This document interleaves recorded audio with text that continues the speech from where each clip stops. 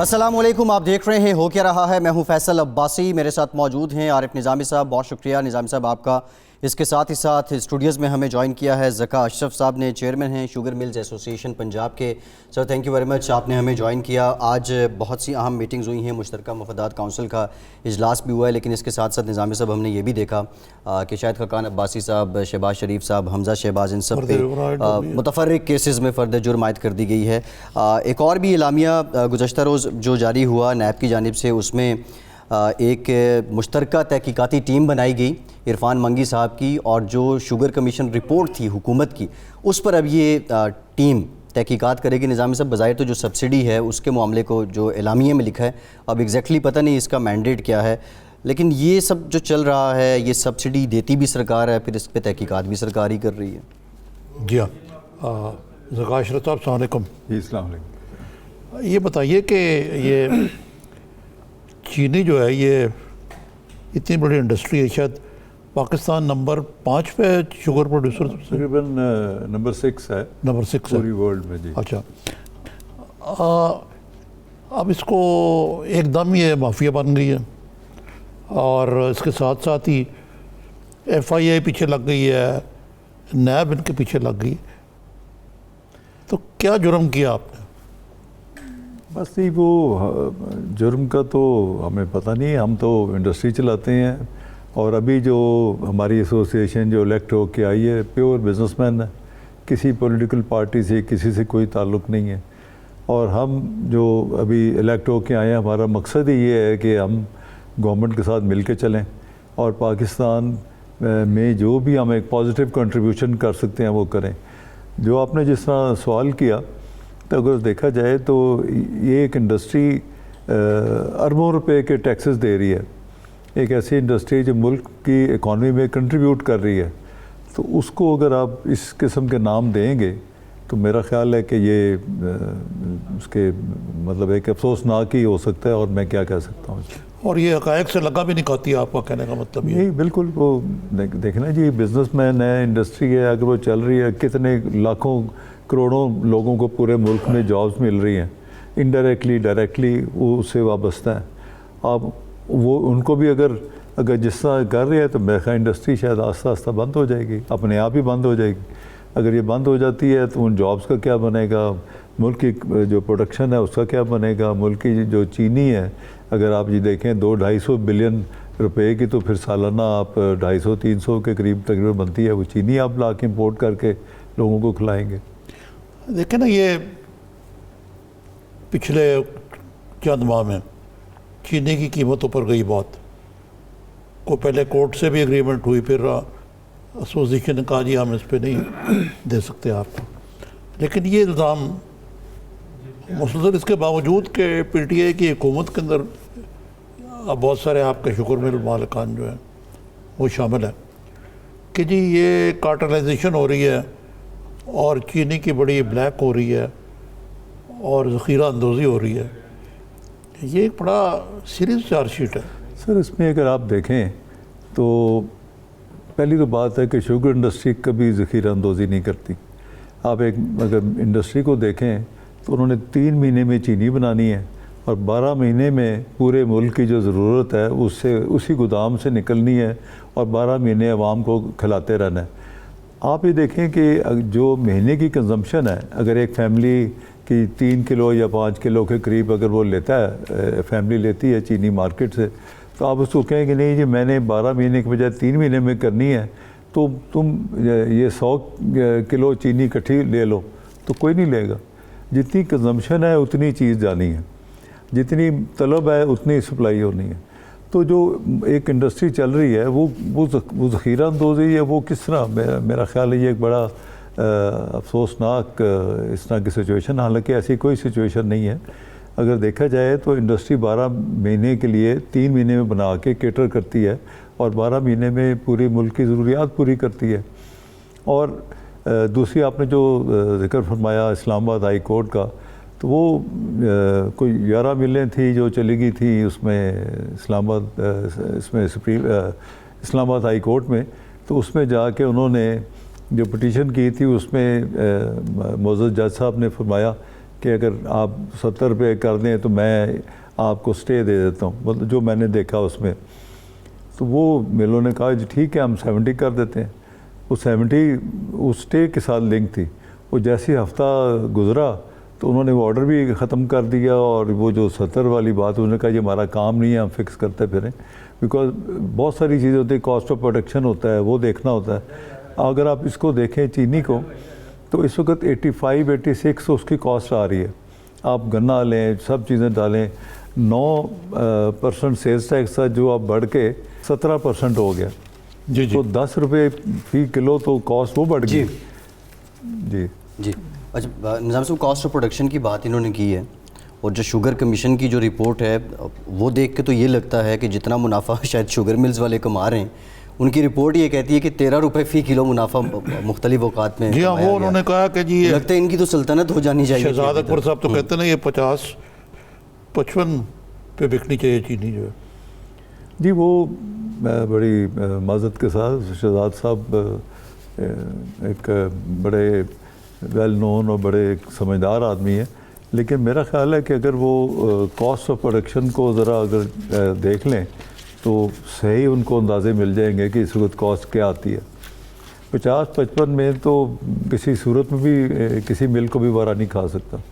आप जिस तरह मैंने गुजारिश की कि 85-86 के करीब तो कॉस्ट आ रही है, और अभी आप देखें जो गवर्नमेंट इंपोर्ट कर रही है उसका भी अगर आपने कोई जायज़ा लिया हो तो वो भी जो चीनी है वो 85 या कितनी कराची पहुंचती है, और साउथ पंजाब में 90 में पहुंचती है, और अगर सेंट्रल पंजाब में जाए तो शायद 95 पे जाके उसकी कॉस्ट पूरी होती है। अच्छा, ये एक मिस्ट्री है जो आम आदमी की समझ में नहीं आती कि जी अभी पिछले साल तो आपको आया हुआ महीना हुआ शायद, या महीने से भी कम। जी भैया।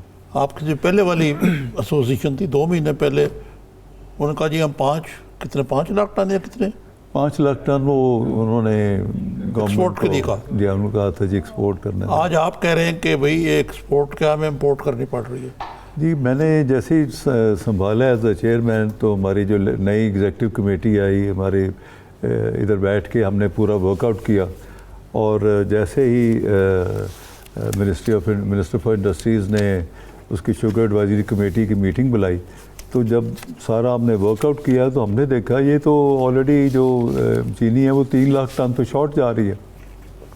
तो हमने समझा कि ये हमारी एक नेशनल ड्यूटी है कि हम ना गवर्नमेंट के लिए कोई मुश्किलात पैदा करें, कोई ऐसी सिचुएशन आ जाए कि जिसमें एक आम आदमी को चीनी खाने के लिए ना मिले, जी जी, और जो हुकूमत है उसके लिए भी मसाइल पैदा हो। तो हम किसी सूरत में भी नहीं चाहते कि गवर्नमेंट के लिए किसी किस्म का कोई मसला पैदा हो।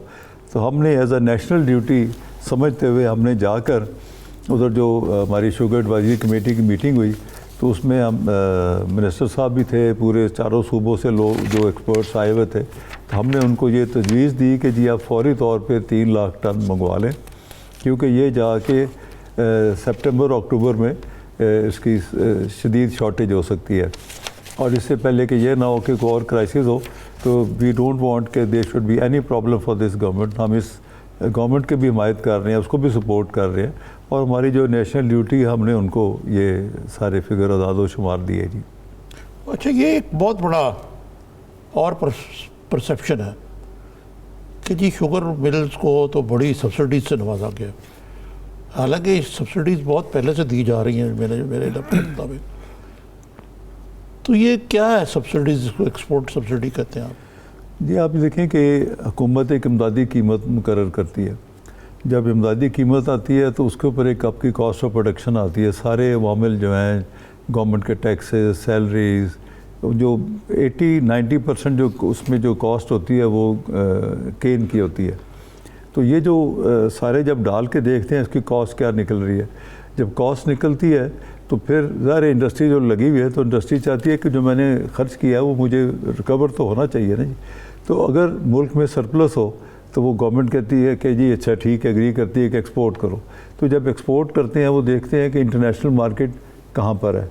अगर इंटरनेशनल मार्केट बहुत नीचे हो, आप एक्सपोर्ट करें तो वो तो आपकी फिर वो कॉस्ट भी कवर नहीं होती। तो उसमें फिर वो गवर्नमेंट वर्कआउट करके तो फैसला करती है कि इसको कितनी सब्सिडी दी जाए जिसमें जो लोकल इनकी जो कॉस्ट ऑफ प्रोडक्शन है वो रिकवर हो जाए। तो वो सारा इसका जो मामला है। कब से ये सब्सिडीज़ की जो रवायत है ये अभी जाकर दी गई है, अब उस्मान बुज़दार साहब की हुकूमत ने भी दी है गालबन, फिर मियाँ नवाज शरीफ के दौर में भी दी गई है, उससे पहले भी दी जाती रही है। ये तो हमेशा से जब से इंडस्ट्री चल रही है, जब भी एक्सपोर्ट होता है तो गवर्नमेंट उसको वैल्यूएट करती है कि कॉस्ट ऑफ प्रोडक्शन क्या है, बाहर की प्राइस क्या है, और उसमें जो गैप आ रहा है वो आप देखें कि मियाँ नवाज शरीफ साहब की जब गवर्नमेंट थी तो यहाँ पर गालिबन मेरा ख्याल है 550 के 600 रुपया इंटरनेशनल मार्केट हो गई थी। हो सकता है फिगर मुझे गलती लगी हो, लेकिन हमने उस वक्त PSMA ने उस वक्त की जो हुकूमत ने कहा था कि फिर हमें सब्सिडी नहीं चाहिए, हमें एक्सपोर्ट करने दें, क्योंकि इस वक्त मार्केट इंटरनेशनल मार्केट ऊपर है और जिससे जो हमारी कॉस्ट ऑफ प्रोडक्शन है वो रिकवर हो रही है।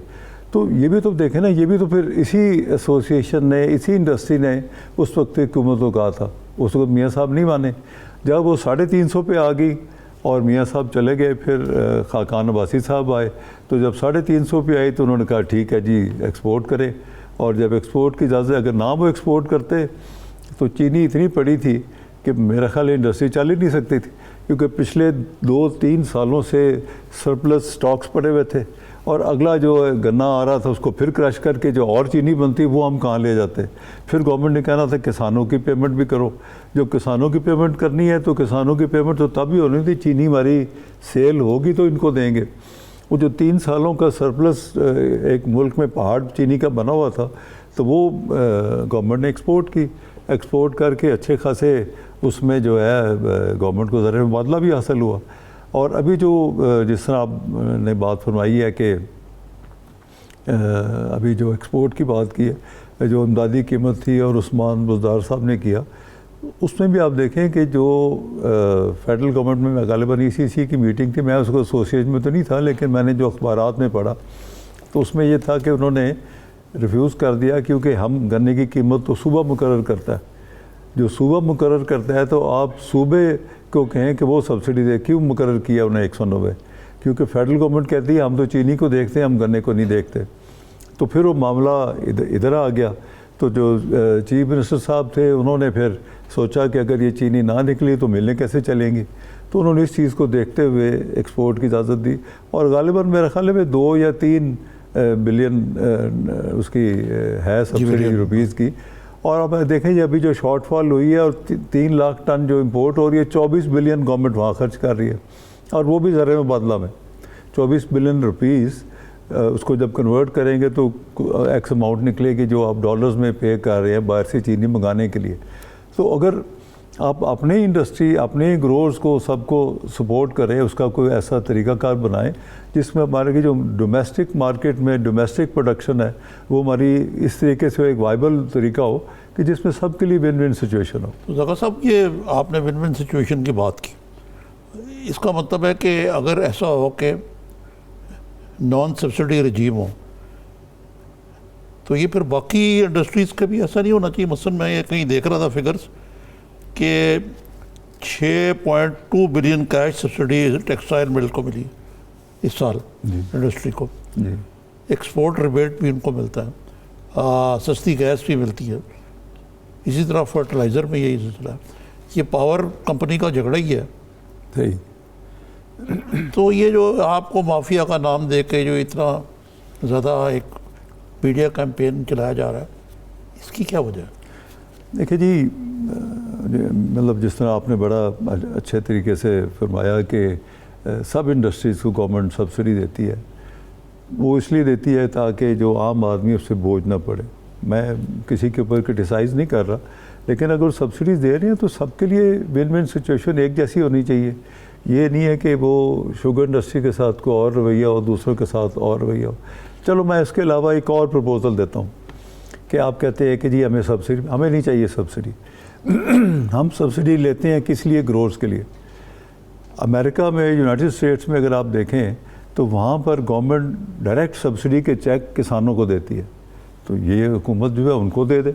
फॉर एग्ज़ाम्पल अगर हमें वो फ्री कर दें गन्ने की प्राइस से, तो हम देखें कि जो हमारे डोमेस्टिक मार्केट में जो प्राइस वाइबल है और उसको हम लिंक करेंगे इंटरनेशनल मार्केट ऑफ शुगर से, तो जो हम देखते हैं इंटरनेशनल मार्केट में ये है, मैं आज ये गन्ना इतने में ले रहा हूँ, मेरी कॉस्ट इतनी है, तो मैं इतने में चीनी बेच दूँ तो मेरा कॉस्ट रिकवर होती है, तो मैं उस पर बेच के तो उसमें कैलकुलेट करूँगा कि ज़िम्मेदार गन्ने वाले को मैं क्या दूँ कि उसके भी जो है पेमेंट मैं करने के पोजीशन में हूँ।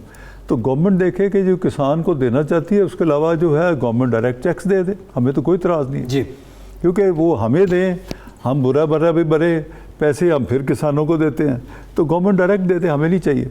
ठीक, ये बड़ी ऑफर है निजामी जी साहब हाँ। शुगर मिल्स एसोसिएशन की तरफ से हुकूमत मतलब के वो लिए। एग्री कर रहे हैं कि कोई सब्सिडी वाला रजीम नहीं होना चाहिए। जी जी मैं कह रहा हूँ अगर लेवल प्लेइंग अगर जी जी बिल्कुल। जी लेवल प्लेइंग फील्ड होनी चाहिए। दूसरा कॉस्ट ऑफ प्रोडक्शन। हम ये जो है ना, सॉरी मैं आपकी बात, हम ये अपने ऊपर स्टिग्मा नहीं लेना चाहते कि हम माफिया हैं, देखो जितनी सब्सिडी खा गए, वो सब्सिडी जो हमें मिलती है सर हम पास ऑन करते हैं ग्रोअर को, जी तो गवर्नमेंट डायरेक्ट दे दे, हमें आज़ाद कर दे, हम अपना बिजनेस करते हैं। और दूसरी चीज़ आप देखेंगे गवर्नमेंट का जो सारा प्रणाला है, मैं इनका नहीं कह रहा, जितनी पिछली हुकूमतें भी गुजरी हैं वो सारी गन्ने के ऊपर है।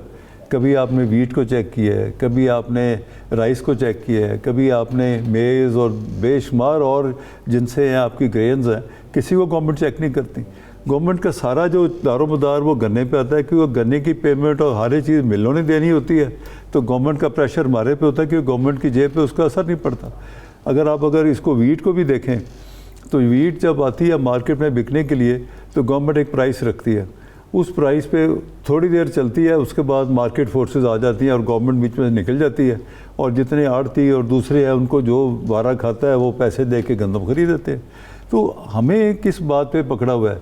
चीनी हमारी आज़ाद छोड़ी हुई है, गन्ना को कहते हैं जी इसको आपने देना ही देना है। जी जी तो ये मैं समझता हूँ कि कोई ठीक। लेवल प्लेइंग एक जैसा फील्ड। ठीक है, एक ब्रेक लेते हैं। एक तो आपकी इस ऑफर पे देखते हैं गवर्नमेंट क्या रिस्पांस करती है, दूसरा हुकूमत के पास पैदावारी लागत मापने का पैमाना है वो कौन सा है, और ज़मीनी हक़ाइक़ क्या हैं, जो मिल्स मालिकान हैं वो किस तरह ये कीमत ये लागत उन पे आती है। इस पर ब्रेक के बाद बात करते हैं, हमारे साथ रहिए।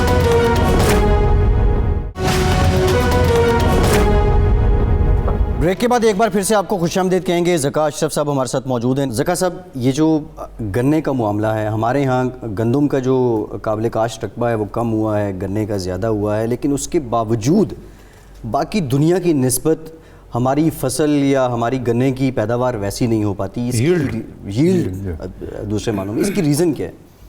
जी, सबसे पहले तो ये है कि पाकिस्तान में और पूरी दुनिया में जहाँ भी शुगर इंडस्ट्री हैं वहाँ जोन्स बने हुए, और 30-40 मील का एरिया एक मिलता था, हर मिल को वो अलॉट किया जाता था। उसमें हम अपने इनपुट्स, खाद, बीज, फर्टिलाइज़र, ये सब कुछ किसानों को देते थे।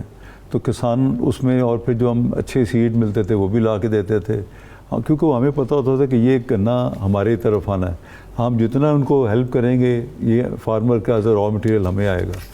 लेकिन उसके बाद जब जनरल ज़िया साहब के ज़माने में ये जोनिंग ख़त्म की गई, जब जोनिंग ख़त्म हुई तो फिर किसान भी आज़ाद हो गए, हम भी आज़ाद हो गए, जितना मर्ज़ी गन्ना ले जाओ।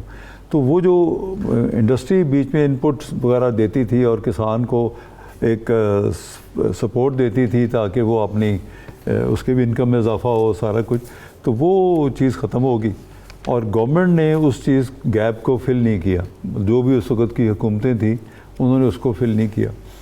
आप इसके अगर थोड़ा सा अगर आप देखें कि 1970 में पाकिस्तान की जो यील्ड थी वो 750 मन फी एकड़ थी जी, और इसी तरह इंडिया की भी 750 थी 1970s में। तो जब ये आगे चल के हमारे ये सारे ख़त्म हुए हैं, आज पाकिस्तान 450 पे आ गया और इंडिया जो है जी नीचे आ गया, और इंडिया जो है वो 1100-1200 पे चला गया। इसकी क्या वजह है? उसकी सर एक वजह है कि इंडिया में कोई 5-6 रिसर्च इंस्टीट्यूट्स हैं। उन 6 रिसर्च इंस्टीट्यूट्स को, जब मैं चेयरमैन सेंटर का था तो मैंने फिर ऑस्ट्रेलिया को इंगेज किया, क्योंकि ऑस्ट्रेलिया ने बताया कि उन सारी इंस्टीट्यूशंस के साथ हमारा एग्रीमेंट है, हम जो भी हमारी रिसर्च होती है, जो भी सीड होता है, हम उनके साथ शेयर करते हैं और उसकी सर्टन फीस चार्ज करते हैं। तो मैंने वो कहा आप हमारे साथ क्यों नहीं करते। वो 2 साल पीछे लग के बड़ी मुश्किल से उनको मनाया, उन्होंने कहा जी ठीक है हम पाकिस्तान के लिए भी कर लेते हैं। तो मेरा ये था कि यूब रिसर्च जो इधर फैसलाबाद में है, ये उनको हम दें कि वही चलाएं इसको, और दे शुड रन इट, और जो भी इसकी लेटेस्ट टेक्निक्स हैं वो भी हम इनसे शेयर करें। वो सारा हमारा उनसे हो गया। उसके बाद जैसे ही गवर्नमेंट चेंज हुई, कि और गवर्नमेंट आई, तो उन्होंने कहा जी वो, ये कब की बात है? ये जब चौधरी परवेज़ इलाही साहब चीफ मिनिस्टर थे, तो उनको मैंने ये प्रपोज़ल दी थी, और उनको मेरी ये प्रपोज़ल बहुत पसंद आई, उन्होंने सपोर्ट किया। और सपोर्ट करके उन्होंने कहा जी बिल्कुल जो ऑस्ट्रेलिया का मॉडल है हम भी यही करेंगे। वो सारा बना दिया, सारी कंपनियां बना दी, लेकिन उसके बाद जो भी सक्सेसिव गवर्नमेंट्स आई तो सब ने कहा जी छोड़ें जी, हम इस चक्कर में क्यों पढ़ रहे हैं। तो अब यूब रिसर्च में अगर आप जाएँ तो वो उसकी जो रिसर्च है वो 60s की है, उसके बाद वहाँ पर कोई ऐसी चीज़ यहाँ पे एग्रीकल्चर यूनिवर्सिटी है जिन्होंने गंदम के बीज पर एक ज़माने में बड़ी रिसर्च की थी अमेरिका से मिल के। वो भी अब आपने खुद ही कहा ना होने के बराबर है, रिसर्च जो है ही नहीं बल्कि। तो आप शुगर मिल एसोसिएशन अपना रिसर्च कुछ पैसे डाल के क्यों नहीं करते? कर सकते हैं जी, लेकिन हमें उसके लिए काफ़ी ज़मीन चाहिए। जो हम इंस्टीट्यूट बनेगा उसमें जो इन्वेस्टमेंट होगी, और अभी भी आप अगर देखें गवर्नमेंट के इस वक्त जो हुकूमत के पास जो हमारी कंट्रीब्यूशन है वो भी इंडस्ट्री की है। रोड सेस से हमने पैसे दिए हुए हैं, तो वो भी कोई तकरीबन 30-40 करोड़ रुपया हमारा गवर्नमेंट के पास जमा हो गया, लेकिन इस सिमत में कोई उस पर काम नहीं हो रहा। और वही बैठे हुए हैं सारे बाबू आते हैं दफ्तरों में अटेंड करते हैं। लेकिन ये बहुत बड़ा फ़र्क है कि या तो हुकूमतें डिफरेंट रही हैं शुगर इंडस्ट्री के, या फैसिलिटेटर रही हैं, लेकिन जो आजकल का दौर है इसमें, जैसे अगरचे मैंने पहले भी सवाल पूछा है, इस वक्त ये किस मकसद के लिए आपके मुताबिक ये नाजायज़ जो कुछ हो रहा है, शुगर इंडस्ट्री को एक अवाम दुश्मन इंडस्ट्री के तौर पे पेश किया जा रहा है, जो आम दुश्मन बना है कंज्यूमर के इंटरेस्ट के खिलाफ। और दूसरा इसके साथ लिंक सवाल है कि जो ग्रोअर और आपका रिलेशनशिप है कि जी ग्रोअर के हकूक़ जो हैं वो आप लोग जो हैं वो करते हैं, उनसे पर्ची पे मुकमका कर लेते हैं, और इस किस्म की और इल्ज़ामात जो हैं वो लगाए जाते हैं। ग्रोअर को उनका हक़ नहीं मिलता और हुकूमत अपने आप को चैम्पियन समझती है। तो ये जो एक किस्म का अजीब सा महाजराई का माहौल, बजाय कि एक ऐसी इंडस्ट्री जो एक्सपोर्ट ओरिएंटेड भी है, हो सकती है, उसको पार्टनर बनाया जाए। जिस तरह टेक्सटाइल की मैं मिसाल देता हूँ कि एप्टमा जो है वो तो बड़ी ज़बरदस्त उनकी हर हुकूमत के साथ तल्लुकात होते हैं उनकी लीडरशिप के। देखिए जी, सबसे पहले मैं तो समझता हूँ कि जी ये मुल्क है तो सब कुछ है। तो मेरे नज़दीक तो जो फर्स्ट प्रायोरिटी है वो पाकिस्तान है, और इस मुल्क को अल्लाह ताला ने जो हमें दिया है, ये कायद आज़म और अल्लाह ताला की मेहरबानी से है कि ये पाकिस्तान बन गया। अब उसको लेके ऊपर लेके जाना, ये काम हम का, मेरा, आपका, ये जितनी हुकूमत के लोग हैं, जो हुकूमत के फ़ैसले करने वाले लोग हैं, ये उन सब का है। अगर हम बैठे रहेंगे पीछे ही, कोई उसमें हम डेवलपमेंट नहीं करते, कोई रिसर्च में नहीं जाते, जो बाहर से कोलैबोरेशन इंडिया कर रहा है तो हम क्यों नहीं कर सकते उनके साथ? इसी मुल्क को हम ऊपर लेके जाएं।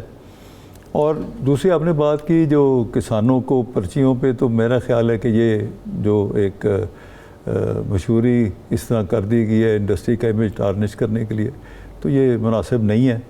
किसान हमारे भाई हैं, हम किसानों के साथ मिल के चलना चाहते हैं। आप ये देखें, अगर किसान नाराज़ होगा तो वो तो गन्ना ही नहीं लगाएगा। और अभी आप देखें गन्ना तो बढ़ता जा रहा है। गन्ना क्यों बढ़ रहा है? बिकॉज किसानों को बेनिफिट हो रहा है। अगर बेनिफिट नहीं हो रहा तो वो कॉटन और वीट और दूसरी चीज़ों में जा रहे हैं, जो एरियाज़ कम होते जा रहे हैं। और जब गन्ने के एरिया बढ़ रहा है तो किसान तो हमेशा जाता है कि मुझे फ़ायदा किस में है, जहाँ पे उसको 4 पैसे ज़्यादा मिलेंगे वो उस तरफ जाएगा। तो अगर जब क्योंकि गन्ने से ज़्यादा पैसे मिलते हैं, अभी इस साल 10% गन्ने की जो प्रोडक्शन है और बढ़ी है, क्योंकि पिछले साल रेट ज़्यादा मिले हैं। ऑल दो रेट गन्ने का 190 रुपये था, और हुकूमत ने लास्ट ईयर सेक्शन 144 निकाला था कि जितने इलीगल मिडल मैन जो गन्ना परचेज़ करने आते हैं, आप इनके ख़िलाफ़ एक्शन लें। अब हर जगह पूरे पंजाब में ये मिडल मैन कहाँ से, कोई सिंध से आ रहा है, कोई KPK से आ रहा है, उन्होंने आके अपने डेरे डाल लिए जी। अब वहाँ तो अपने इलाके में हो सकता है वो कम दे रहे हो, आई डोंट नो, कि मैं किसी की ज़ात के ऊपर अटैक नहीं करना चाहता, लेकिन यहाँ पर वो उनको ज़्यादा वारा भी खाता था जितना महंगा दे दें। लेकिन जब वो यहाँ महंगा लेंगे तो इस इंडस्ट्री की कॉस्ट बढ़ जाएगी। देखें ना जी, ये तो नहीं हो सकता कि गन्ना आप महंगा ख़रीदें और चीनी आप सस्ती बनाएं। तो ये तो फिर कोई जादू की छिड़ी हो तो फिर ही आप कर सकते हैं, अदरवाइज़ जब गन्ना महंगा होगा तो चीनी भी महंगी होगी। तो मैं इसमें ये गुजारिश करना चाहता हूँ, जब 250-250 रुपये रेट जब तक नहीं किया सेंट्रल पंजाब की मिलों ने, तो ज़िम्मेदारों ने गन्ना नहीं काटा। चाहे इमदादी कीमत 190 थी, फार्मर्स 250 पे चले गए। सिंध के जो लोग आए वो 300-300 पे गन्ना खरीदे अच्छा, थे। अच्छा। जब उन्होंने 300 पे ख़रीदा तो हमारी जो शुगर इंडस्ट्री है साउथ में, हमें भी अपना रेट 300 करना पड़ा। अब 300 से करके आप देखें आपकी कॉस्ट कहाँ पहुँचती है। 250 पे ही आप कर लें तो आपकी 85-86 पे तो कॉस्ट जाती है।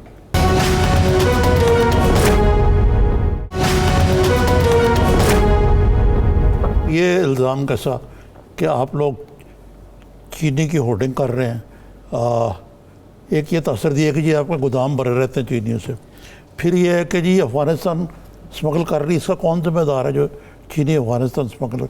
को खाली चीनी का मसला थोड़ी है, गंदम भी अफ़गानिस्तान स्मगल हो रही है। बिल्कुल। तो अब होता सर ये है कि फॉर एग्ज़ाम्पल यहाँ मतलब पहले तो आपके होर्डिंग का मैं जवाब दे दूँ कि वो कहते हैं कि हमारे गोदाम भरे रहते हैं। सर हम 3 महीने में बनाते हैं और 12 महीने हम बेचते रहते हैं। जो मुल्क के स्ट्रेटजिक रिज़र्व्स हैं वो शुगर इंडस्ट्री उनको जो है ना करती है, अपने गोदामों में रखती है, उसकी कॉस्ट पे करती है। उसमें बैंकों के प्लेज होते हैं, बैंकों के मार्कअप चल रहे होते हैं, सारे हम देते हैं। जो मुल्क की खिदमत है वो सारे अखराजात हम पूरे करते हैं। मेरा मतलब है कि इंडस्ट्री करती है। दूसरी आपने जो बात की ये अफ़गानिस्तान वाली, अब देखें यहाँ से जो ट्राला जाता है वो 20 या 30 टन का ट्राला जाता है, पेशावर जाता है। उधर क्या है, उन्होंने बनाए हुए बड़े बड़े गोदाम जो एक्सपोर्टर्स हैं। जी जी। वो यहाँ का जो ट्राला जाता है उधर वो ऑफलोड करते हैं, ऑफलोड करके जो कस्टम्स को चेक करा के और जो भी उसकी जो होती है वो उसको कस्टम वाले देख रहे होते हैं। मेरा ख्याल उधर सिस्टम में गया तो नहीं हो, लेकिन जो मैंने सुना है। दूसरी चीज़ है कि जो चीनी अफ़गानिस्तान जाती है उसके ऊपर जो कस्टम है वो इम्पोर्ट ड्यूटी जो है वो ज़्यादा है, और उसके बदले अगर वो गंदम लाते हैं या चावल लाते हैं या कोई और चीज़ें लाते हैं तो वो उससे आधी से भी कम है। अब जो चीनी गई है अफ़गानिस्तान, अब जो इंक्वायरी जो FBR वाले पूछ रहे हैं वो कहते हैं अच्छा जी हमें अफ़गानिस्तान का वो जो गुमरक होता है वो दें। अब शुगर इंडस्ट्री वो अफ़गानिस्तान का डॉक्यूमेंट कहाँ से लाए? हम तो अपनी साइड के ऊपर जिम्मेदार हैं ना। बॉर्डर से चीज़ क्रॉस की तो हमने जो कस्टम चेक करता है, फिर स्टेट बैंक चेक करता है, तो तब सब्सिडी मिलती है। तो वो हम कहाँ से लेके आए? वो कहते हैं गुमरक भी आप लेके आओ। अब कौन जाएगा अफ़गानिस्तान, किससे गुमरक ढूंढेगा? और वो भी पिछले 5 सालों के। तो ये मैं लेकिन चीनी की एक्सपोर्ट में अफ़गानिस्तान को और स्मगलिंग में तो बड़ा फ़र्क है। नहीं, स्मगलिंग नहीं सर, मैं तो बात कर रहा हूँ जो एक्सपोर्ट होती है। स्मगलिंग भी होती है? नहीं, स्मगलिंग का मुझे नहीं पता, वो मेरे तो कोई इल्म नहीं है। हो सकता है कुछ लोग ऐसे भी यही कह रहे हैं ना, लगाया गया है। शहजाद अकबर वगैरह ये इल्ज़ाम लगाते हैं। नहीं, स्मगलिंग नहीं है वो। ये उसमें जो मैंने पढ़ा है वो तो ये कह रहे थे कि आप 20-30 टन ट्राला है तो आपका 70 टन का गुमरक कैसे बन गया जी। वो अगर चीनी 30-40 टन भी है तो वो अफ़गानिस्तान वाले उसको कम शो करके दूसरी चीज़ें डाल लेते हैं और शो करते हैं जी वो जा रही हैं, चाहे वो चीनी जा रही है, लेकिन वो उसमें शो ये करते हैं कि दूसरी फसलें, ताकि उनको टैक्स ड्यूटी अपनी बचाने के लिए। अच्छा ये कहा साहब, ये आपने मिडल मैन का जिक्र किया, लेकिन हुकूमत मिडल मैन के रोल को फैक्ट्री नहीं करती। वो समझती कि ये सब कुछ चीनी मालकान हो या गंदम के एक्सपोर्टर हों, ये सब खुद ही जिम्मेदार हैं इसके। सर जो चीनी चलती है, प्राइसेस चलती हैं डिमांड एंड सप्लाई से। जितनी आपकी डिमांड है उतनी आप प्रोडक्शन करेंगे या आपके पास चीनी होगी तो प्राइस उसके नज़दीक रहेगी। कॉस्ट तो रिकवर करेंगे लेकिन बढ़ेगी नहीं ज़्यादा। अब बढ़ती किस सूरत में है? जब शॉर्टेज हो। लेकिन जब शॉर्टेज होती है, हुकूमत का काम है देखना कि जब चीज़ शॉर्ट है तो आप इंपोर्ट कर लें ताकि जो शॉर्टफॉल है वो पूरी हो जाए। अगर फालतू मंगवाएंगे तो फिर आप अपनी इंडस्ट्री और फार्मर को जो है उसको तबाह करेंगे। तो गवर्नमेंट का तो ये बेसिक काम होता है। दूसरी जो अफ़गानिस्तान की बात कर रहे हैं, एक पॉइंट थोड़ा सा उसमें मेरा गवर्नमेंट का ये मशवरा भी होगा कि इनको चाहिए कि इसके बजाय कि आइंदा के लिए भी ये जो चीनी जाती है सारा कुछ, इसकी जो भी पेमेंट करनी है, जो चेकिंग करनी है करके पाकिस्तान वाली साइड पे एक एक्सपोर्ट का जोन बना दें। जो चीनी जो प्रोडक्ट्स हैं, आटा है, गंदम है, साबुन है, घी है, वो जाता है तो उसको आप स्टैम्प करें और वो बेसिकली अफ़गानिस्तान के अंडर होना चाहिए। अफ़गानिस्तान के कस्टम्स वाले वहाँ आ जाएं और हम गेट के बाहर हों, ताकि ये जो एक है ना कि जी पता नहीं एक्सपोर्ट हुई है नहीं हुई है और किसी ने जाली मोहरें लगा ली हैं, तो इसका मेरा ख्याल में अगर ये हो जाए तो इंडस्ट्री की भी जान छूटे और इसका ये जो शक शुबा है वो भी दूर हो जाए। तो साहब आपकी आजकल शुगर इंडस्ट्री जो है वो सितारे गर्दिश में है, खूब इंक्वायरी हो रही है, इजरा माफिया वगैरह ये वाला। इसकी एक वजह जो मुझे ज़ाती तौर पर नज़र आती है कि इस इंडस्ट्री की जो हर इंडस्ट्री की अपनी पेक्यूलियरिटीज़ होती हैं।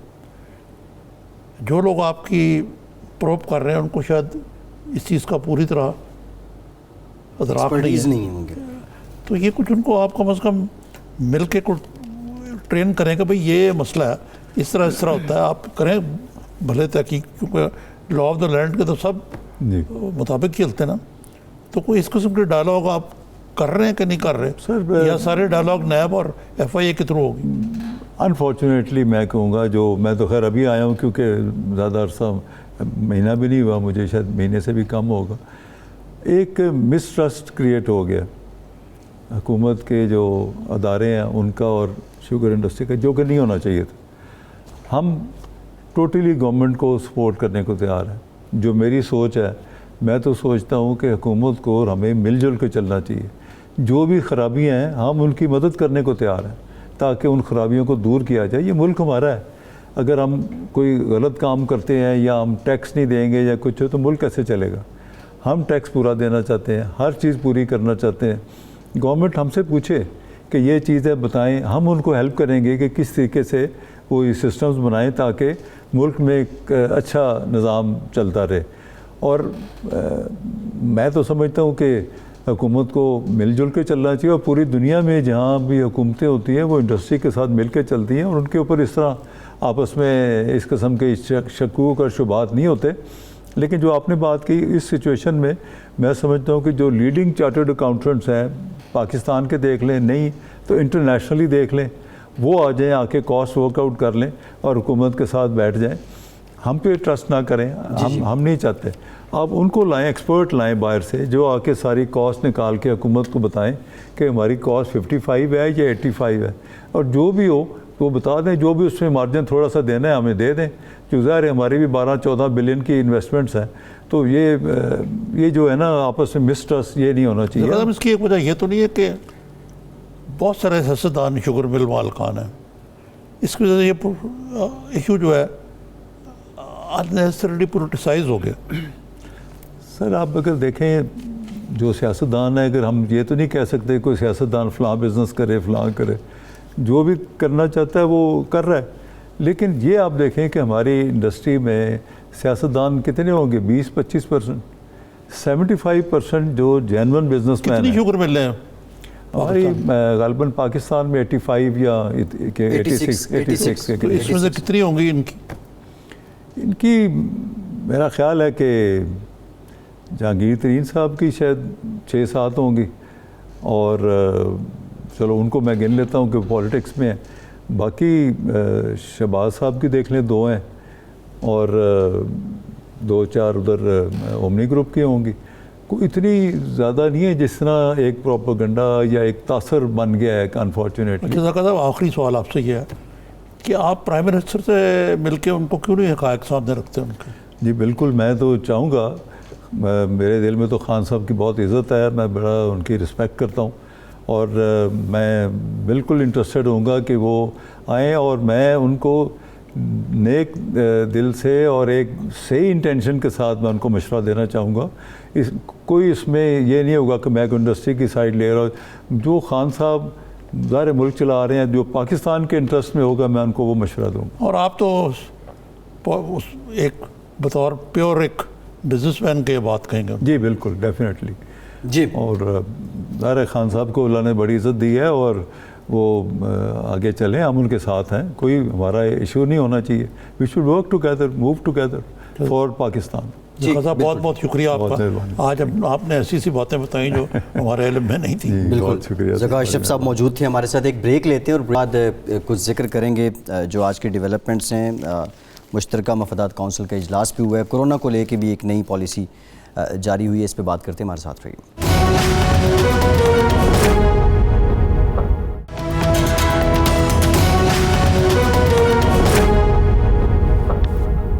ब्रेक के बाद एक बार फिर से आपको खुशामदीद कहेंगे। नैब का जो एहतसाब का अमल है वो यकीनी तौर पे जो हवाओं का रुख है वो सिर्फ एक जानिब नहीं है, बल्कि हवाएं तकरीबन अब चारों तरफ चल रही हैं। मरियम साहिबा 11 तारीख को जी रायवंड अराजी केस में उनसे इंक्वायरी होनी है, उनको 11 तारीख को तलब किया गया। साबिक वज़ीर-ए-आज़म शाहिद खाकान अब्बासी पे PSO में खिलाफ कानून खिलाफ ज़ाब्ता तकर्रियाँ करने पर आज फ़र्द जुर्म आयद कर दी गई है। रमज़ान शुगर मिल केस में शहबाज शरीफ साहब पे, हमज़ा शहबाज पे भी आज फ़र्द जुर्म आयद कर दी गई है।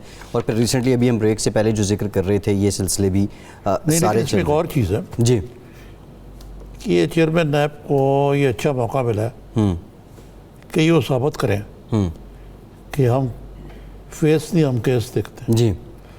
लेकिन इतना बैलेंस शीट इतनी टिल्टेड है against the Sharif and opposition के हुकूमती अहदेदारों की बहुत बड़ी तादाद जो जी जिनके बारे में लोगों को पता है कि नैब केस है, कोई सख्ती से परसू किए जाए जी तो तभी कोई बैलेंस बनता है। नहीं तो शेख रशीद के दावे एक तरफ तो बताते हैं कि फलां पकड़ा जाएगा, जी जी जी साथ आज वो कहते हैं कि नैब इंडिपेंडेंट है। कहाँ से इंडिपेंडेंट? जी जी जी जी जी।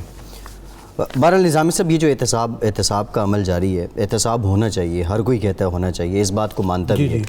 अभी हम जो बात कर रहे थे, जो बिज़नेस सेंटिमेंट है या जो इकनॉमिक ग्रोथ है, पाकिस्तान का सबसे बड़ा मसला इस वक्त कमज़ोर मईशत ही है ना, उसी वजह से हम लेकिन आज एक अच्छी चीज़ हुई है जी, क्योंकि वक्त कम है आपके पास कि रेस्टोरेंट 10 तारीख से खोल रहे हैं जी, जिम भी खुल रहे हैं, कैफेज वगैरह खुल रहे हैं, होटल्स भी हैं, सियाती मकामात पे होटल्स खुल रहे हैं, ट्रांसपोर्ट भी खुल रही है। तो ये सारी अच्छी चीज़ें, लेकिन ये SOPs जो हैं इनके साथ ये बड़े ज़रूरी हैं। और स्कूल भी खुल रहे हैं 15 सितंबर। स्कूल अभी मशरूत है 15 सितंबर से, 7 सितंबर को जायज़ा लिया जाएगा। लेकिन उम्मीद करनी चाहिए कि ये हाँ नीचे ही जाए जी। लेकिन मैं आज बिलावल साहब को कहीं देख रहा था, वो तो मानते ही नहीं, वो कहते ये सब एदाद व शुमार की शोबदाबाजी है।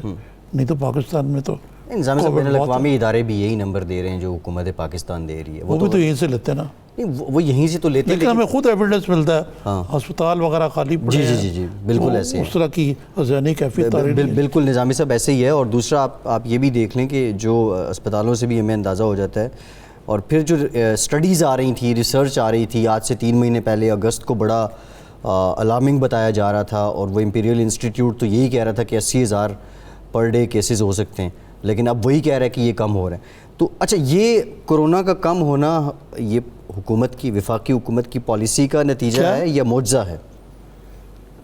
देखिए जी, कोई चीज़ मुआवजा तो नहीं होती ना। बात यह है कि इमरान खान साहब इंडिकेटर लेफ्ट का देते रहे, मुड़ते राइट को रहे, बिल आखिर चाहे वो नाम उसका कुछ हो, लॉकडाउन नहीं इस मसले को नीचे लाए। स्मार्ट लॉकडाउन आप कोई नाम ले लें, लेकिन आप देखें मसलन जो सेक्टर आप खुल रहे हैं जी, स्मार्ट और नो स्मार्ट लॉकडाउन ये इतने महीनों से बंद ही रहे हैं जी थ्रू आउट। फिर जो हमने थोड़ा सा डील डाल दी, उसके नतीजे में ईद के बाद ये स्पाइक कर गए, ईद उल फितर के बाद। और ईद उल अज़हा में हमने कोई रो रियायत नहीं की, तो उस तरह का स्पाइक नज़र नहीं आया से। दूसरी एक और चीज़ जो है, मुझे तो मैं एक्सपर्ट नहीं हूँ, वॉल स्ट्रीट जर्नल की भी एक रिपोर्ट आई थी जी। एक ये है कि पाकिस्तान की कसीर तादाद आपकी तरह नौजवान है जी, यंगर लोग जो हैं, ये नहीं कि इम्यून, काफ़ी यंगर लोगों को अब, क्योंकि यंगर लोग जो है ना ज़्यादा बाहर जाना शुरू हो गए ना वेस्ट में, अब यंगर लोग ज़्यादा आ रहे हैं और बूढ़े बेचारे पीछे हैं। तो ये भी एक एलिमेंट जो है ना पाकिस्तान का, बाकी कोई अल्लाह मियाँ की कोई थोड़ी सी मेहरबानी भी हुई है। नहीं, बहुत मेहरबानी हुई है निज़ामी साहब, अल्लाह के फजल से ही हुआ है। पॉलिसीज़ और ये सब चीज़ें तो सेकेंडरी हैं। निज़ामी साहब, लास्ट अवाम ने भी अब SOPs अपनाना शुरू कर दी हैं वैसे, इस ये कल्चर भी नहीं, मैं ज़्यादा इस पर कोई, जो थोड़े बहुत बाशूर लोग हैं यस, बट बाकी तो वैसे का वैसे ही। ठीक है निज़ामी साहब, प्रोग्राम का वक्त खत्म हो गया, बहुत शुक्रिया आपका। आज से इतने, फैसल अब्बासी को इजाज़त दीजिए।